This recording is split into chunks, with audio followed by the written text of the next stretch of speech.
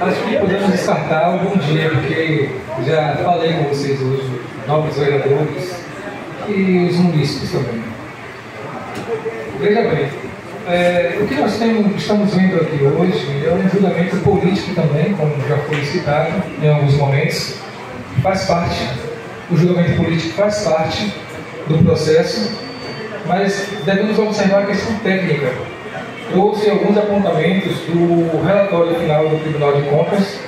O nobre vereador ele foi muito feliz em falar sobre a questão da reconsideração do outro vereador, chamou a atenção, que foi reconsiderado, né?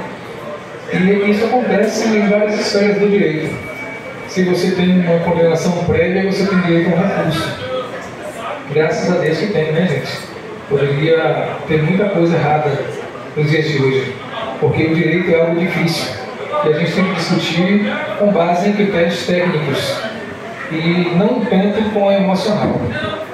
Então, não há, pelo menos eu não percebi, eu acredito que talvez se vocês observarem com um critério impessoal, vocês tenham um ponto de vista um pouco semelhante. Não é perceptível no relatório do Tribunal de Contas, nem mesmo no Tribunal, nem mesmo no relatório desta casa, comprovação de dolo, não há comprovação de uma irregularidade técnica muito, muito relevante, porque a irregularidade ela pode ocorrer no curso da gestão, em uma coisa ou outra, não apresentação de algum documento, a ofensa ao princípio da transparência, que eu vi que estava presente também no relatório, mas foi um ano pandêmico, onde tínhamos dificuldade em todos os órgãos públicos, a dificuldade de um corpo técnico, a dificuldade de uma equipe, uma equipe que pudesse estar trabalhando de forma efetiva. Muitas pessoas trabalharam home office, muitas pessoas estavam afastadas do trabalho, e muitas instituições tiveram seu funcionamento prejudicado. Foi um ano atípico 2020. Então, não pude observar no relatório do Tribunal de Contas nada que fosse tão relevante no sentido de reprovar de fato as contas da ex-prefeita. Foi perceptível, inclusive, no Tribunal de Contas, no relatório do Tribunal de Contas, que houve, de fato, ausência de apresentação de alguns documentos, prestação de contas, que foi sanado com o pedido de reconsideração. E aí o Tribunal de Contas deu parecer pela aprovação com ressalvas. As ressalvas, elas indicam que não é que esteja 100% certo, mas também não está 100% errado. Como já falei anteriormente, é normal que tenha uma incongruência, uma inconsistência. Só não pode ser muito grave, só não pode ser muito relevante. Então, de acordo com o relatório do Tribunal de Contas, não tem fundamentação técnica suficiente para a reprovação das contas. Mas os nobres vereadores, eles que têm a palavra final sobre isso. E eles que devem decidir sobre isso. Não compete a mim, não compete ao conselheiro do Tribunal de Contas, ao Ministério Público.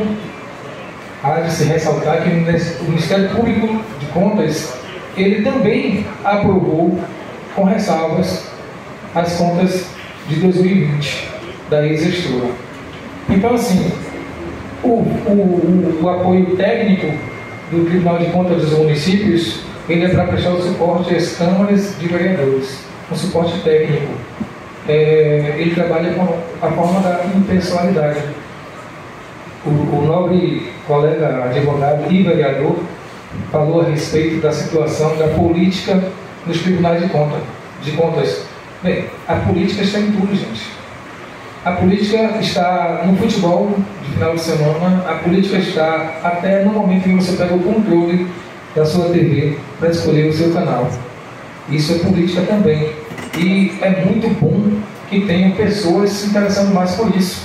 É muito bom que essa casa esteja com pessoas hoje presentes para observar o julgamento dos nobres vereadores sobre essas contas. E isso nos traz ao compromisso, o meu, com o direito. E o compromisso dos vereadores com os munícipes e também com o direito. Não é chegar aqui meramente um voto político, é também político, mas é um voto pela legalidade, pela impessoalidade. Então, nesse momento, nós devemos lembrar que em 2020 passamos dificuldade. Nós devemos lembrar que as contas não são as contas de 2022, as contas de 2020. Colocar os novos vereadores, eu peço que, por favor, coloquem de lado as questões pessoais. Coloquem de lado as questões partidárias, ideológicas ou qualquer outra questão que possa interferir nessa votação. Por favor, votem apenas de forma técnica. No relatório da comissão, falo respeitosamente, no relatório da comissão não foi percebido comprovação do dolo, que tanto fala. Tem que comprovar. Se você está alegando, você tem que comprovar. Infelizmente é assim que funciona.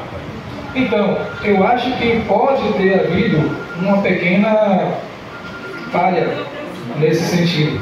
Possa ser que tenha motivos, possa ser que tenha fundamentação. Não estou aqui dizendo que é impossível ou não é verdade. Não. Só estou dizendo que o relatório não aponta especificamente, não comprova.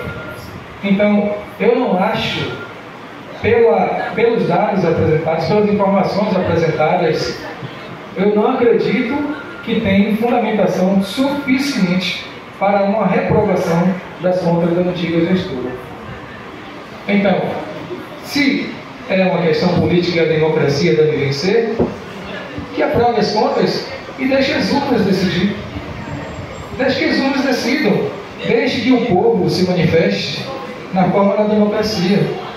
Não podemos retirar os direitos políticos de uma pessoa de forma superficial, de forma sem fundamentação.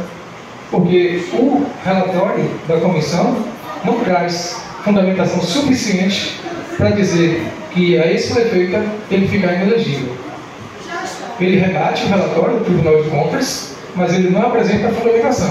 Já o Tribunal de Contas, ele apresenta todos os dados e toda a fundamentação para a aprovação com ressalva. Então, peço, finalizando a minha fala, aos nobres vereadores que, na hora de virem votar, que observem esses critérios e que não há um motivo relevante, um motivo real para a reprovação das contas da ex-gestora. Com isso, eu finalizo minha fala. Muito obrigado.